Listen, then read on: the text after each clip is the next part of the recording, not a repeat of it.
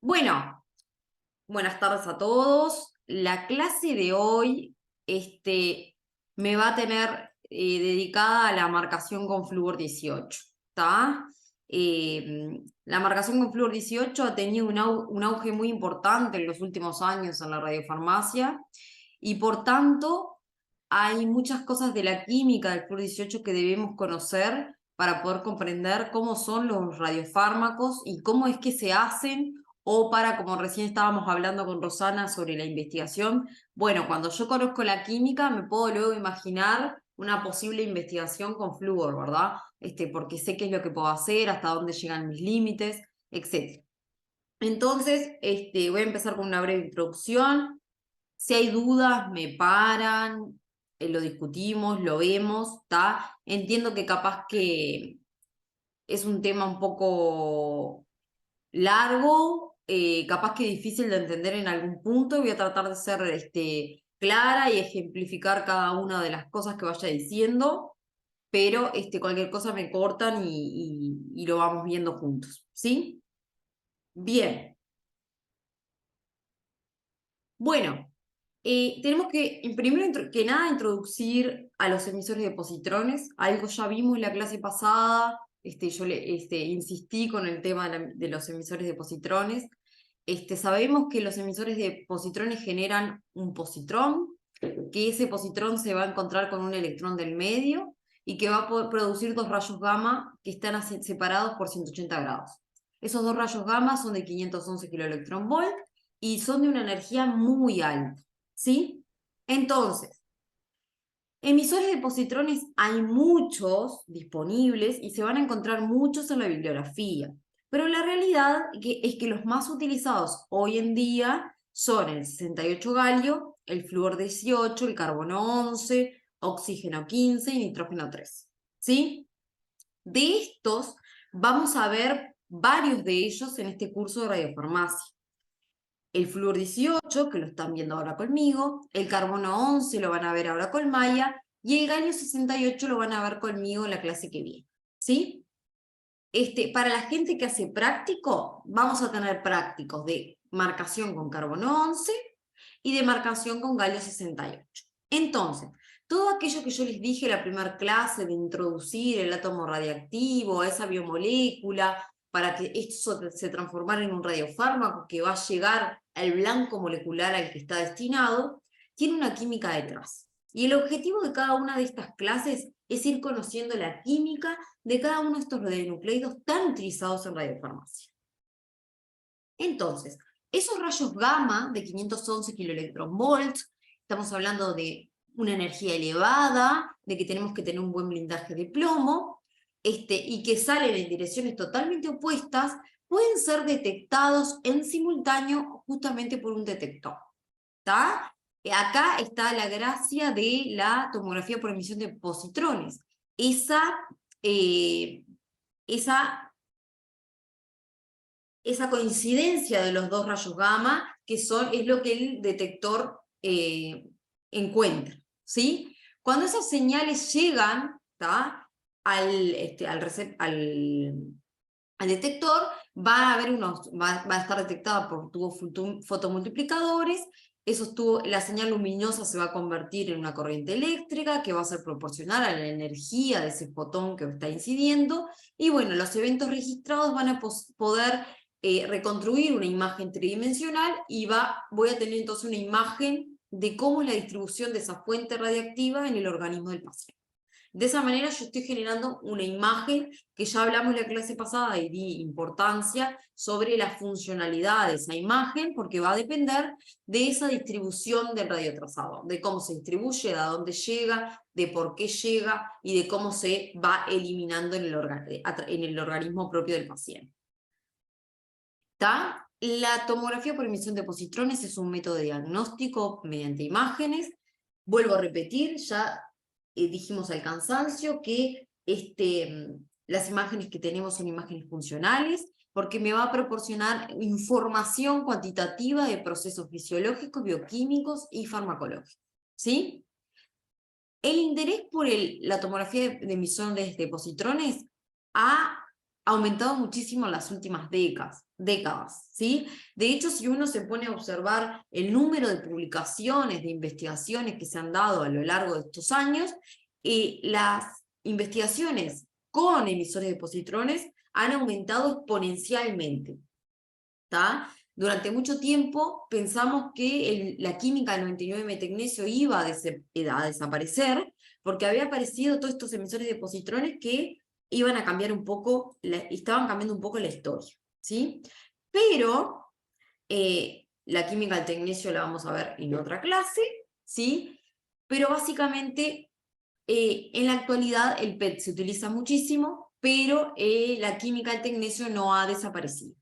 Y las principales funciones o para qué se utiliza el PET es para oncología y neurología, y luego viene la cardiología, ¿sí?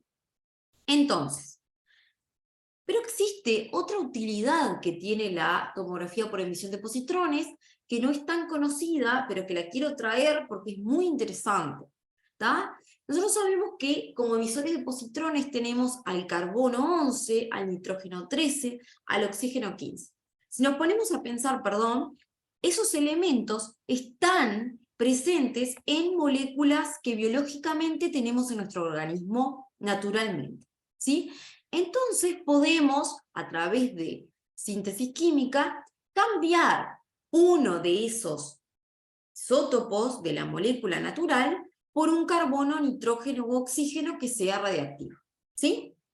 Entonces, de esa manera, vamos a generar sondas PET, ¿tá? Que tienen la misma estructura del fármaco convencional o de la molécula convencional, pero nada más que yo cambié un isótopo que no es radiactivo por un isótopo que es radiactivo, ¿tá? Un mismo elemento. Yo cambié un carbono 12 por un carbono 11, ¿tá? Un oxígeno 16 por un oxígeno 15, por ejemplo. ¿Tá? Estoy cambiando un elemento que no es radiactivo por un isótopo de ese mismo elemento que sí es radiactivo, ¿tá? Esto tiene muchísima utilización en la industria farmacéutica convencional, porque al yo generar sondas PET, puedo muy fácilmente evaluar cómo es el comportamiento de un fármaco convencional, cómo se distribuye en el organismo, y puedo hacer estudios preclínicos muy buenos con los fármacos convencionales, ¿tá?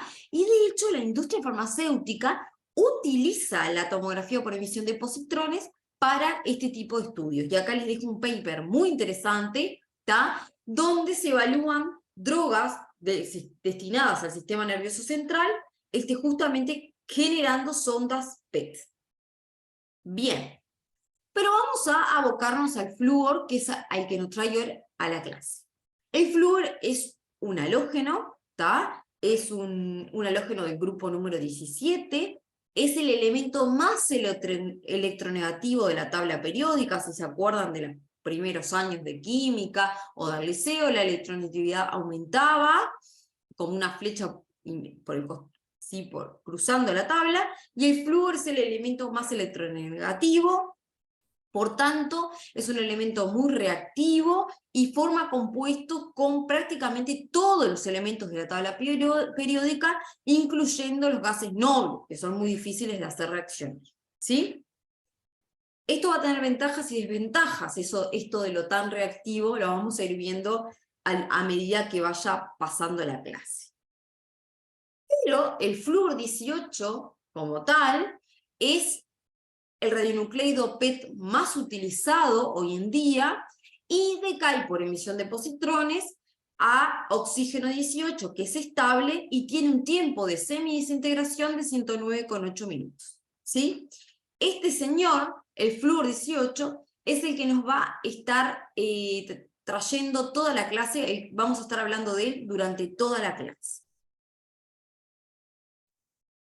El flúor 18, como emisor de positrón que tiene, en un 97%, tiene una energía beta asociada, que es una energía beta que es muy pequeña, ¿sí? Es una energía beta baja. Y esto tiene una ventaja en comparación con otros radionucleidos PET, ¿tá? Al tener una energía beta baja, el rango de difusión de la partícula de beta antes de encontrarse con un electrón es muy pequeño, es un rango muy pequeño, a más baja energía, menor rango de difusión, por tanto aumenta la resolución de las imágenes. Las imágenes son más resueltas. Cuanto menor energía beta, mejores imágenes voy a tener. Y el flúor 18, además de tener muchas ventajas, tiene como ventaja principal que tiene una energía beta baja y por tanto las imágenes que brinda son imágenes que tienen mucha resolución. ¿Y por qué elegimos el flúor? Además de por los que les dije recién, energía beta baja. Nos da alta actividad específica. Yo puedo tener compuestos con elevada actividad específica, fundamental para los radiofármacos que están destinados a un receptor, ¿sí? Nosotros queremos que esos radiofármacos tengan una elevada actividad específica. El flúor 18 se produce por ciclotrón y se puede producir en grandes cantidades, más de 10 curie. Por tanto, puedo o me permite hacer muchísimos pacientes el mismo día y además da la opción de poder vender el flúor como tal o vender los radiofármacos de flúor a otros centros, ¿sí? Si yo puedo tener mucha actividad, puedo marcar, puedo vender el radiofármaco que va a llegar a destino en condiciones o puedo vender el flúor directamente. O puedo hacer el 18FDG acá y venderlo o entregarlo a distintos hospitales, ¿sí? Como les mencioné anteriormente, el flúor 18 es el elemento más electronegativo y por tanto puede reaccionar con diversos compuestos orgánicos e inorgánicos. La síntesis de los trazadores da buenos rendimientos y tiene un adecuado tiempo de semidesintegración, lo cual no es menor en comparación, si comparamos con el carbono 11, que lo van a tener ahora después con Maya, van a hablar de él, el flúor 18 tiene mucho más tiempo de retención, de semidesintegración, por tanto me permite hacer una síntesis, poder hacer el control, poder inyectar al paciente, inclusive poder destinar ese radiofármaco o ese flúor hacia otro lugar, ¿tá? Llevarlo a otro lugar, venderlo, etc. ¿Sí? Me permite, bueno, poder trabajar un poco más tranquilos, ¿sí? A pesar de esto, perdón, el incorporar flúor a una molécula que está presente en nuestro organismo o que simula una molécula que yo quiero que llegue a un receptor, muchas veces hace que la molécula cambie mucho. Yo no tengo flúor habitualmente en mi organismo, como el ejemplo que les daba recién del carbono, el nitrógeno y el oxígeno. Entonces, incorporar ese flúor a la biomolécula puede provocar grandes cambios en la molécula, ¿sí? Entonces, bueno, hay que ver cómo eso afecta. Y a pesar de que el flúor es muy electronegativo y puede reaccionar con diversos compuestos orgánicos e inorgánicos, las estrategias de marcación que tengo son limitadas, ¿tá? Entonces, bueno, puedo reaccionar con todo, pero lo que puedo hacer yo en el laboratorio está un poco limitado. Y yo siempre digo, el flúor tiene limitaciones en cuanto a las estrategias de marcación. Hay 2 o 3 cositas que se pueden hacer, no más. El tecnesio, que lo van a ver, da millones de opciones. Y por tanto yo me puedo imaginar mucho más cosas y puedo desarrollar muchas más cosas. Bien, continuamos. La producción del flúor 18, como les mencioné anteriormente, se hace a través de ciclotrón. Y acá hay algo importante, porque el método de producción me va a condicionar el tipo de reacción química que luego voy a poder hacer. O sea, primero tengo que decidir qué tipo de reacción química quiero hacer y después, dependiendo de eso, voy a decidir cómo voy a producir el flúor, porque el método de producción me va a condicionar la reacción química que va a seguir. Si yo obtengo el flúor, se puede obtener de 2 maneras, básicamente. fluoruro negativo acuoso o flúor gaseoso.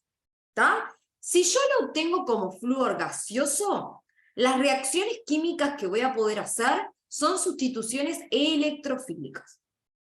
Si yo lo tengo como fluoruro negativo acuoso, las reacciones químicas que voy a poder hacer son sustituciones nucleofílicas. Por tanto, hay que tener cuidado en qué método de producción se va a seleccionar. En esta tabla que les muestro aquí tenemos los métodos de producción del flúor 18 a través del ciclotrón más utilizados o más encontrados en bibliografía. ¿Tá? El primero de ellos es por lejos el más utilizado. ¿Tá? La obtención del fluoruro negativo a través de una reacción nuclear, ¿tá? Un bombardeo de protones a el agua pesada, que se llama agua pesada, que es agua enriquecida en oxígeno 18. ¿Sí? Entonces, esos átomos de oxígeno 18 son impactados por protones generando el flúor en forma de fluoruro y liberando un neutrón. Para obtener el fluoruro gaseoso se utiliza una reacción que es con un blanco de neón, y acá la partícula que está impactando son deuterios, ¿sí? Y se obtiene el flúor gaseoso, así como tal. Entonces, si yo tengo el flúor gaseoso, voy a poder hacer sustituciones electrofílicas. ¿Qué pasa con las sustituciones electrofílicas? Bueno, tienen grandes desventajas. ¿Ah? La sustitución en la síntesis del flúor gaseoso, tal así como lo vemos, se debe agregar flúor 19 como gas portador para poder extraer ese flúor gaseoso, ¿tá? Para poder tenerlo, para poder hacer una reacción, y por tanto, al tener flúor 18 y flúor 19 presente, la actividad específica baja y por tanto los radiofármacos que se obtienen a través de una sustitución electrofílica tienen una muy baja actividad específica.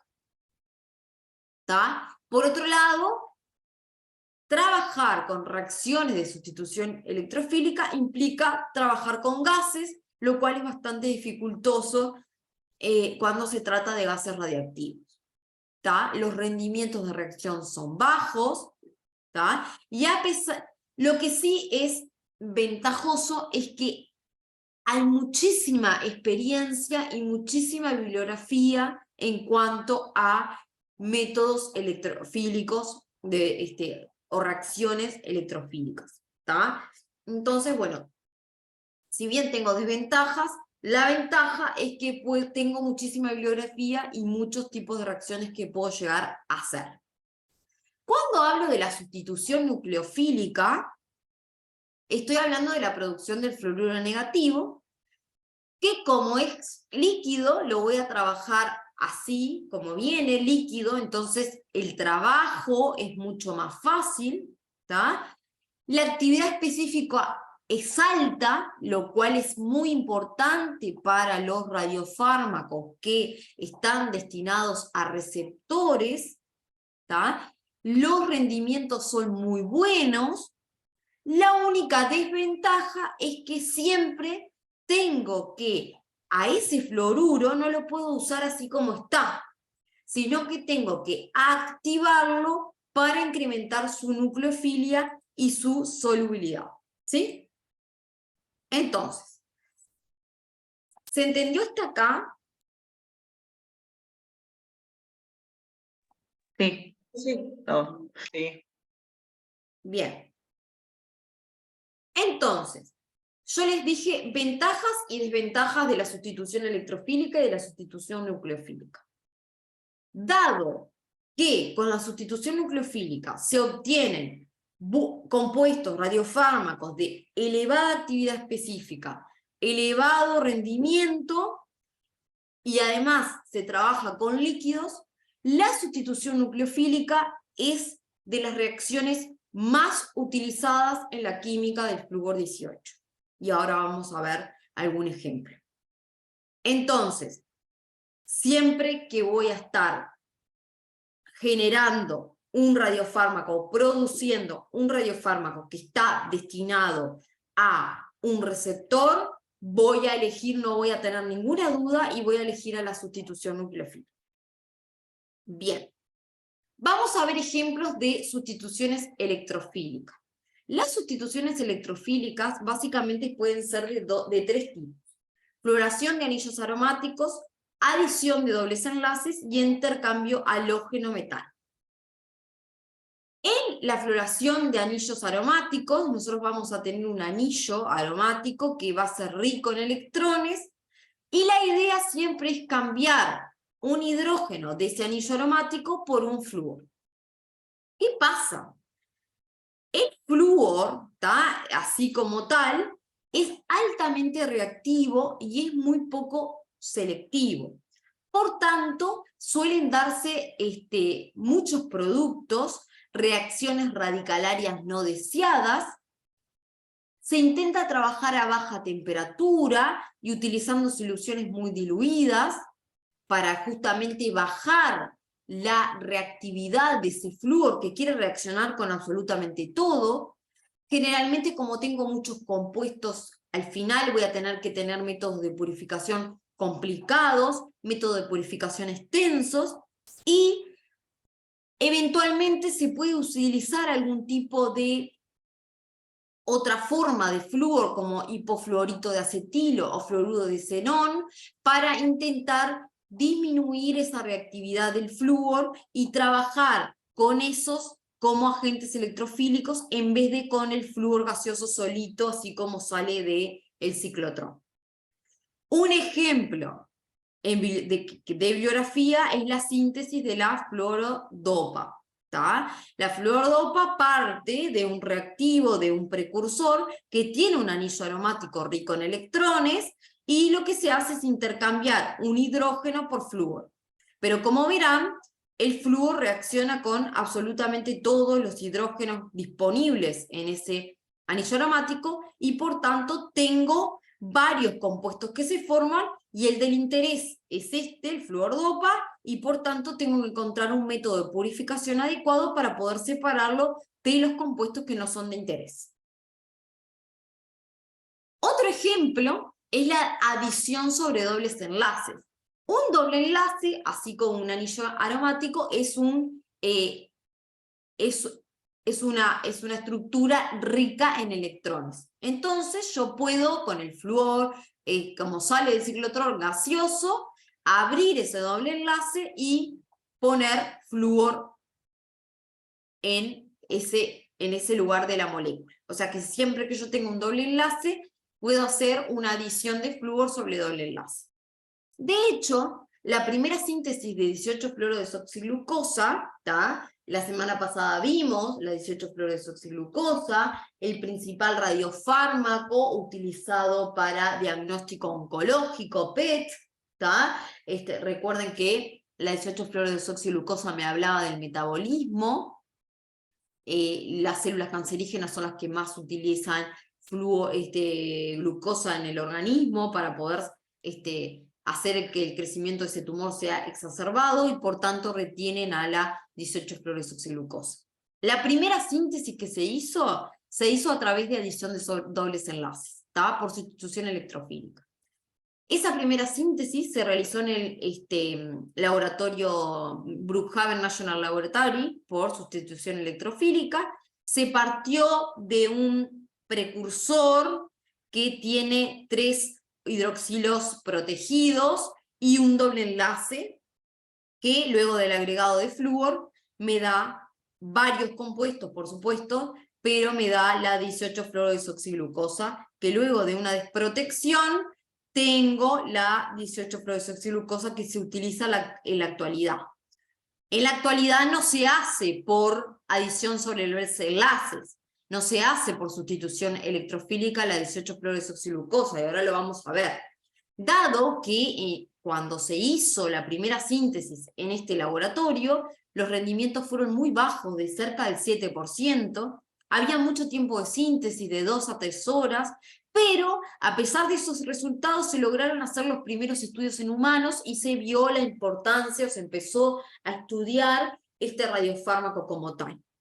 Luego de eso se intentó bajar la reactividad del flúor, utilizar un agente electrofílico como el hipofluorito de acetilo, que lo vimos en la diapositiva anterior, y bueno, sí, los rendimientos fueron más altos, las reacciones fueron más controladas, pero en ambos casos la baja actividad específica y el bajo rendimiento de estas reacciones hicieron que no se continuara realizando la síntesis de la 18-fluorodesoxilucosa por sustitución electrofórica.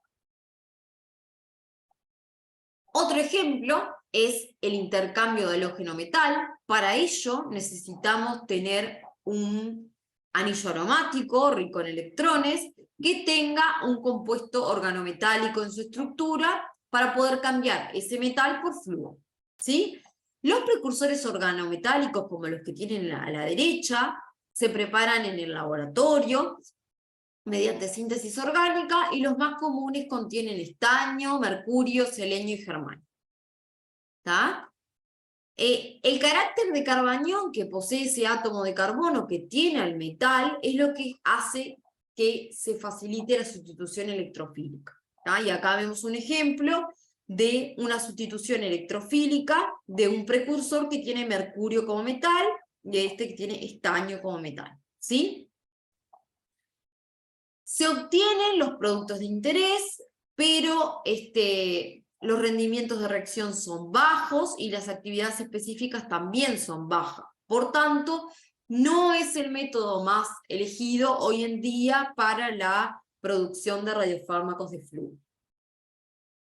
Vamos con la sustitución nucleofílica. Quiero que presten toda su atención, porque la sustitución nucleofílica, por lejos hoy, es el método que más se utiliza para la producción de radiofármacos de flúor 18.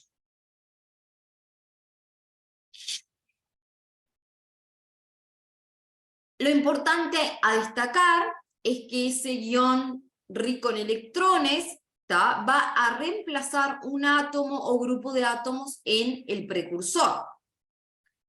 Para eso, el precursor del que parto siempre tiene que tener un buen grupo saliente en su estructura, de manera de yo poder hacer la sustitución nucleofílica con el flúor, que el grupo saliente se vaya de la molécula y que en su lugar me quede el flúor en la estructura.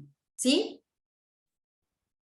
Ya lo vimos anteriormente, pero la desventaja de este método es que voy a tener que hacer un acondicionamiento del nucleófilo previo a utilizarlo. O sea, el fluoruro, tal como sale del ciclotrón, no lo puedo utilizar. Entonces, tengo que hacer un acondicionamiento de ese nucleófilo y tengo que controlar las condiciones de reacción, como la temperatura y el tipo de disolvente que voy a utilizar. Entonces, aunque el fluoruro como tal, ese fluoruro que sale del ciclotrón, es un nucleófilo fuerte, yo voy a tener agua en el sistema y esa agua con el fluoruro me forma enlaces de hidrógeno. Por tanto, el agua disminuye la nucleofilia del fluoruro. Entonces, la reactividad del fluoruro es menor para las sustituciones nucleofílicas. Por tanto, tengo que acondicionar el nucleófilo. Y parte de acondicionar el nucleófilo es quitar esa agua que viene del ciclotrón, purificar ese fluoruro de otras especies que pueden estar interfiriendo. Y ahora vamos a ver paso a paso cómo es ese acondicionamiento que tengo que hacer al nucleófilo. El primer paso, yo cuando obviamente hago la reacción de producción en el ciclotrón, con el agua pesada y con los protones, y voy a tener el fluoruro en agua pesada. Así lo voy a recibir yo en el módulo automatizado de síntesis, que ahora después vamos a ver qué es un módulo y para qué se utiliza. ¿Sí? ese fluoruro lo tengo que hacer pasar por una resina de intercambio aniónico, ¿tá? Lo cual me permite separar el fluoruro del agua pesada y de otras impurezas que pueden estar en el blanco, ¿tá? Por ejemplo, otros radionucleidos como cobalto, cadmio, etc. ¿Tá? Entonces, el intercambio aniónico, además de quitarme el agua pesada, me permite quitar otras impurezas que no quiero que estén presentes en la reacción de sustitución nucleofílica. La resina de intercambio aniónico, tal cual como lo digo, tiene iones carbonato en su estructura como contraión, los cuales son reemplazados por iones fluoruro, se cambia el carbonato por fluoruro, justamente es una resina de intercambio. Cambio el carbonato por el fluoruro queda retenido, el carbonato se va y se diluye del reactor, o sea, de esa columna, con una solución de carbonato de potasio. De esa manera, la forma química, luego del paso por la columna de intercambio aniónico, es de fluoruro de potasio. O sea, pasamos de fluoruro en agua pesada a fluoruro de potasio sin agua pesada y sin impurezas que puedan estar en el blanco. El segundo paso es una destilación azeotrópica con acetonitrilo, ¿tá? Justamente sigo quitando el agua que pueda estar y que me compite y, con las sustituciones nucleofílicas y que hacen que ese flúor sea menos reactivo. Entonces, para mantener las condiciones anhidras, la reacción de fluoración del precursor debe ocurrir en disolventes orgánicos, ¿tá? Yo no voy a diluir ese fluoruro en agua, lo voy a diluir en un solvente orgánico, como es acetonitrilo, uno de los más utilizados. Pero voy a hacer una destilación para poder eliminar las pocas moléculas de agua que hayan quedado, las elimino por destilación, por aumento de temperatura. La solubilidad del flúor en disolventes orgánicos es baja, mejora mediante la adición de un catalizador de transferencia de fase, como puede ser el Clitofix o el fluoruro de tetrabutilamonio. El más utilizado es el Cryptofix. Entonces, necesito colocar el Cryptofix o el catalizador de transferencia de fase para aumentar la solubilidad del flúor en el disolvente orgánico, por ejemplo en el acetonitrilo. Además, estos catalizadores de transferencia de fase lo que me permiten es alejar el potasio del flúor. Por tanto, al aumentar esa distancia de enlace iónico, aumenta la nucleofilia del flúor. Estoy favoreciendo la nucleofilia del flúor, además de aumentar la solubilidad en acetonitrilo. Otra cosa muy importante es que siempre tengo que trabajar en un medio básico. En un medio básico bajo, apenas básico. Porque si yo subo mucho la basicidad, puedo tener reacciones secundarias indeseadas, ¿sí? Si yo trabajo en medio básico, evito la formación de fluoruro gaseoso durante la destilación, ¿tá? Si yo no trabajo en medio básico, el fluoruro lo pierdo por volatilización. Entonces, como les decía, un medio débilmente básico es suficiente para evitar la formación de fluoruro gaseoso. De lo contrario, como les decía, si el medio es muy básico, puedo generar productos secundarios indeseados. Para evitar esas reacciones secundarias, muchos parámetros tienen que ser optimizados, no solo esto de la basicidad. Hay que ver la relación entre el catalizador de transferencia de fase, la base y el precursor, la temperatura de reacción y una correcta elección del grupo saliente. Vamos a ver algún ejemplo de sustituciones nucleofílicas, alifáticas, aromáticas y heteroaromáticas. Vamos a empezar a hablar de las sustituciones nucleofílicas alifáticas. Las sustituciones nucleofílicas alifáticas son rápidas y eficientes, son muy buenas reacciones. La marcación, como les dije anteriormente, o sea, la incorporación de ese flúor 18 en la molécula se da por el desplazamiento de un buen grupo saliente. La reactividad del sustrato aumenta de carbono terciario a primario, ¿tá? Como causa de impedimentos estéricos, ya que la sustitución en un carbono secundario puede ir acompañada por una reacción de eliminación no deseada. Grupos salientes más utilizados, bueno, los haluros, como el cloro, el bromo y el yodo, o grupos sulfonilos, ¿tá? Triflatos, mesilatos, tosilatos o nosilatos. Y en esta tabla que les presento aquí, están ordenados de menor grupo saliente, un pobre grupo saliente, a un mejor grupo saliente, ¿sí? La síntesis de la 18-fluorodesoxilucosa, que la vimos en la clase pasada, actualmente se realiza a través de una sustitución nucleofílica aromática. Para ello, parto de un precursor, atención acá, que tiene, además de la estructura que yo quiero obtener, un buen grupo saliente, un grupo triflato en este caso, ¿sí? Los hidroxilos de la molécula de glucosa están protegidos con un grupo acetilo. Luego del acondicionamiento secundario, del acondicionamiento de ese fluoruro, que salió del ciclotrón, yo lo acondicioné, se realiza la sustitución nucleofílica, por tanto se cambia el flúor por ese grupo saliente. Y de esa manera, luego obtengo dos productos, luego de una purificación y de quitar el producto deseado para poder tener solo el producto que deseamos, voy a hacer una desprotección para quitar los grupos acetilos y obtener la molécula tal cual la quiero, la 18-fluorodesoxilucosa, que ya vimos anteriormente que es la más utilizada para el diagnóstico oncológico en medicina nuclear PET. ¿Tá? Y de hecho acá les pongo una imagen del uso de la 18-FDG para una múltiple captación ganglionar en pacientes con linfoma de Hodgkin. Vamos a ir viendo otros ejemplos de sustitución nucleofílica alifática, perdón.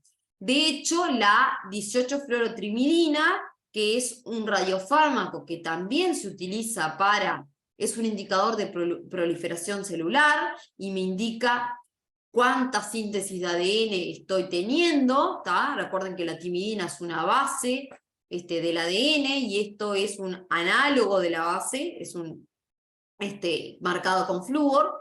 Yo puedo ver qué tan exacerbada es la síntesis o la producción de ADN en el organismo.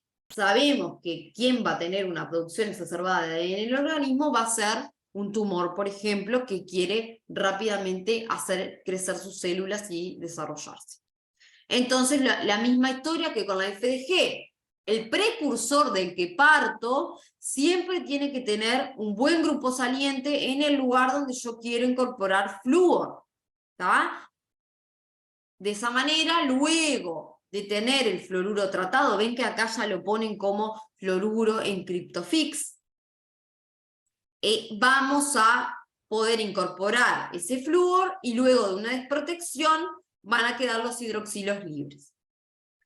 La misma historia con la 18-FMISO, que es un radiofármaco utilizado para la determinación de la hipoxia celular, ¿tá? Lo mismo, parto de un precursor que va a tener que tener un buen grupo saliente, intercambio el grupo saliente por flúor y obtengo la molécula de interés. Entonces, espero que haya quedado claro que siempre que yo voy a hacer una sustitución nucleofílica, tengo que partir de un precursor que tenga un buen grupo saliente. Y en el ciclotrón tengo que hacer la reacción de producción con el agua pesada para poder obtener el fluoruro. Y que el fluoruro tengo que tenerlo en medio básico y que tengo que hacer un acondicionamiento previo a utilizarlo. Todas esas cosas preguntas fundamentales para el trabajo con flúor 18. Vamos a ver ahora un ejemplo de sustitución nucleofílica aromática. En este caso, cuando yo tengo una sustitución electrofílica aromática, voy a tener que tener el grupo saliente también, que puede ser un grupo nitro, un bromo, un yodo, un cloro, ¿tá? Y es recomendable tener en posición para o posición orto al grupo saliente un grupo electrón atrayente, lo cual haga que esta posición sea más nucleofílica. Y un ejemplo es una síntesis de un trazador que está destinado a receptores serotoninérgicos. Un ejemplo de cada uno de los, les traigo un ejemplo donde tenemos un buen grupo saliente, un grupo nitro y un grupo electrón atrayente, y ven cómo se intercambia el nitro por flúor, y ven que las condiciones son drásticas de marcación con flúor. 180 grados, 20 minutos en este caso. Bien.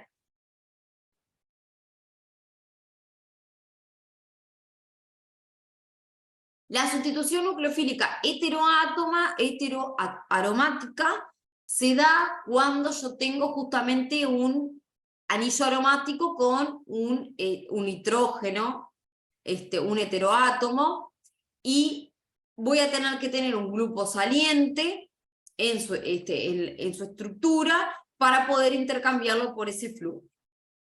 Esto, como siempre, la misma historia. El grupo saliente tiene que estar. En algunos casos, como los anillos aromáticos, necesito grupos de electrones atrayentes, en otros casos, no. Y traigo como ejemplo la síntesis de un ligando para receptores colinérgicos nicotínicos, ¿tá? Donde tenemos el anillo heteroaromático con un buen grupo saliente, y vemos que cómo se intercambia el flúor 18, y luego lo que se hace es una desprotección del grupo Boc para tener la molécula final. Ejemplos de radiofármacos del flúor 18 utilizados, ven que hay un montón, ¿tá? Y todos ellos por sustitución nucleofílica, ya sea alifáticas o aromáticas. Sin ir más lejos, la FDG, sustitución nucleofílica alifática, la fluorotimidina, el falipride, la efimiso, todos, F-dopa por aromática, todos radiofármacos que actualmente están en clínica. También quiero traer a la clase de hoy que la marcación con flúor puede darse de manera directa o de manera indirecta. Cuando yo doy la marcación de flúor, o cuando digo que una marcación de flúor es directa, es cuando yo tengo el precursor, por ejemplo, con un buen grupo saliente, le incorporo el flúor y obtengo el producto final, ¿tá? Ya sea por una desprotección o por lo que sea, pero es básicamente yo en el precursor ya tengo la biomolécula que deseo, ¿tá?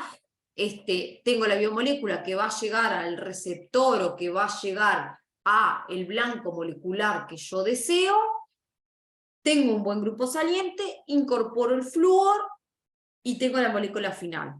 Puede haber algún caso de desprotección como hemos visto anteriormente, o inclusive como se ve en el ejemplo que se pone acá. Las marcaciones indirectas, sin embargo, se dan cuando yo tengo una biomolécula que es lábil con respecto a las condiciones drásticas que se utilizan con el flúor. Por ejemplo, si yo tengo una proteína o una biomolécula que sé que se me va a descomponer en condiciones drásticas de marcación con flúor, como pueden ser temperaturas elevadas, temperaturas de 90, 100 grados, lo que se hace es una marcación indirecta, ¿tá? Se tiene una pequeña molécula, ¿tá?, que tenga por un lado el grupo saliente para poder hacer la reacción sustitución nucleofílica con el flúor, y por otro un grupo que me permita hacer una reacción. Entonces, en primer lugar, yo marco esta pequeña molécula con flúor 18, y luego, a través de este grupo, puedo hacer reaccionar ese grupo con aminas, alcoholes y tioles que pueden ser de una biomolécula perfectamente. ¿Tá? Lo mismo en el ejemplo que está abajo. Yo cambio el bromor por flúor y luego tengo un carbonilo que me va a permitir hacer reacciones con aminas, alcoholes y tioles que pueden estar en una biomolécula. De esta manera puedo marcar biomoléculas que sean delicadas o que sean lábiles en condiciones drásticas, como puede ser una proteína. ¿Está? Y otro ejemplo que quiero traer a la clase, es muy utilizado en la actualidad, también es un método de marcación indirecta con flúor, ¿tá? En tener una pequeña molécula que tenga un buen grupo saliente y que tenga, por ejemplo, un triple enlace terminal o un grupo acida, como muestro en el ejemplo de abajo, ¿tá? De esta manera, yo lo que hago es, primero que nada, la marcación con flúor, en ambos ejemplos les muestro arriba y abajo, y luego, cuando yo tengo un buen grupo, cuando yo tengo un triple enlace terminal o una acida, puedo perfectamente hacer una reacción de Huber. ¿No? La reacción de Huber es un tipo de reacción que se da entre triple enlaces y acidas. ¿Tá? Esta reacción es una reacción que se da en medio acuoso, que tiene buenos rendimientos, muy utilizada en radiofarmacia, que me genera, es una cicloadición 3+2, que me genera un triazol, que perfectamente esa SIDA o ese triple enlace puede tener en su estructura la biomolécula que yo quiero incorporar. En el ejemplo que les traigo a la clase de hoy, un péptido. Yo quiero incorporar un péptido, entonces el péptido es lábil, no va a soportar las condiciones drásticas de marcación con flúor, entonces marco una pequeña biomolécula. Como esa biomolécula tiene un triple enlace terminal, voy a tener un grupo acida unido al péptido de interés, y por tanto voy a poder hacer una reacción de Hugen, una cicloadición 3+2. De hecho, la reacción de Hugen el año pasado ganó el premio Nobel de Química, así que los invito a verla. Y tener la biomolécula marcada con flúor. Es otro tipo de marcación indirecta, muy utilizado en radiofarmacia y que da excelentes resultados. Bien, acá algún otro ejemplo, lo mismo, pequeña biomolécula, ¿tá? En este caso doblemente tosilada, por un lado incorporo flúor, por el otro incorporo la biomolécula de interés. Más marcaciones indirectas. Flúor, partimos de un grupo que tiene un buen grupo saliente y que tiene yodo, incorporo el flúor y luego con ese yodo puedo hacer diversos tipos de reacciones. Otra vez, volvemos, marcación indirecta. Y sigo con los ejemplos de marcación indirecta. En la actualidad, y hace bastante poco, se encontró otra manera de hacer las marcaciones con flúor, y esto sí es bastante nuevo, ¿tá? En vez de hacer una sustitución nucleofílica, en vez de hacer una sustitución electrofílica, espero que les haya quedado claro en la clase de hoy que la sustitución nucleofílica es la elegida por lejos en el día de hoy, se puede formar un complejo con aluminio. ¿Tá? Para ello, la biomolécula de interés, ¿tá? Tenemos que tener como precursor, partimos de una biomolécula de interés y de un grupo que permita hacer el complejo con flúor. Luego hacemos reaccionar este precursor con flúor y aluminio y vemos que lo que se forma es un complejo de coordinación entre el aluminio y el flúor, ¿tá? Y la molécula de interés, por supuesto, ¿tá? Es otra estrategia de marcación, es bastante nueva, recién se está probando, hay moléculas ya con sus primeros estudios clínicos, ¿tá? Pero bueno, las ventajas son que son mucho más fáciles de hacer, que dan buenos rendimientos, y hay otra posibilidad para la química del flúor que se ha descubierto hace bastante poco. Algo que quiero agregar para ir terminando esta clase es que la preparación de este tipo de radiofármacos que involucra el flúor 18 debe hacerse en módulos automatizados de síntesis. ¿Está? ¿Por qué? Porque estamos trabajando con emisores de positrones que tienen una alta energía gamma, por tanto necesitamos un buen blindaje para poder proteger al operario. Además, como estamos trabajando en condiciones de rutina, trabajamos con mucha actividad para poder cumplir con todos los pacientes que tenemos que proteger al operario. Pero no solo proteger al operario, sino que además proteger a ese producto. ¿Tá? Entonces, dado que esa síntesis me tiene que proporcionar un radiofármaco de alta pureza y que sea viable para poder administrar a un paciente en forma intravenosa. Entonces, el módulo automatizado de síntesis tiene por objetivo hacer esa reacción de manera rápida y eficiente. Los módulos automatizados de síntesis pueden haber de dos tipos, básicamente. Los que son multiproducto, o sea que en un mismo, y que no tiene partes desechables, o sea que en como es la parte A, está el de la figura, en este tipo de módulo de síntesis, uno carga los reactivos y puede hacer absolutamente todas las etapas en el módulo automatizado de síntesis. Una vez que uno carga los reactivos y cierra la celda blindada, uno maneja el equipo a través de un software. ¿Tá? De esta manera estoy haciendo las cosas más rápido y protegiendo al operario. En este tipo de módulos tenemos varias partes. Tenemos una parte química, que es donde yo cargo los reactivos. Tenemos partes de purificación, donde por ejemplo hay columnas o columnas de HPLC para poder hacer las purificaciones. Y tenemos una parte mecánica que involucra válvulas y gases, que es lo que hace y permite que los líquidos fluyan a través de ese módulo automatizado de síntesis. Existen otro tipo de módulos automatizados de síntesis que son un poco más sencillos, que son módulos que tienen cassette. ¿Y qué quiero decir con esto? Tienen una parte que es desechable. Y cuando digo esto, quiere decir que en cada producción yo tengo un cassette que lo compro, que tiene absolutamente todos los reactivos necesarios para esa síntesis, y que yo lo que hago cada vez que empiezo la producción es cambiar el cassette, colocar uno nuevo, y a la siguiente producción tiro ese cassette y coloco uno nuevo. ¿Tá? Generalmente las producciones de 18 fluorodesoxiglucosa, que de hecho son las que más se utilizan y las que más se hacen en rutina, utilizan este tipo de módulos automatizados de síntesis. Recuerden que siempre el objetivo es tener un radiofármaco de alta pureza, de buenas condiciones de calidad, porque esto va a terminar en un paciente, pero por sobre todo nos permite proteger al operario de la actividad con la que estamos trabajando.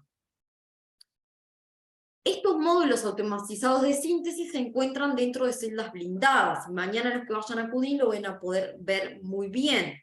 Estas celdas blindadas son celdas de plomo, se ven por afuera muy bonitas porque están recubiertas de acero inoxidable, pero lo que tienen es plomo, tienen un vidrio plomado por el cual yo puedo observar cómo va la reacción. Entonces básicamente uno carga todo ese módulo de síntesis y una vez que cierra la celda blindada, esa celda me permite que llegue la actividad a esa celda. ¿Tá? Antes no puede llegar la actividad, sino que por temas de seguridad, una vez que yo cerré, tiene que estar herméticamente cerrado y ahí me habilita la llegada del flúor desde el ciclotrón.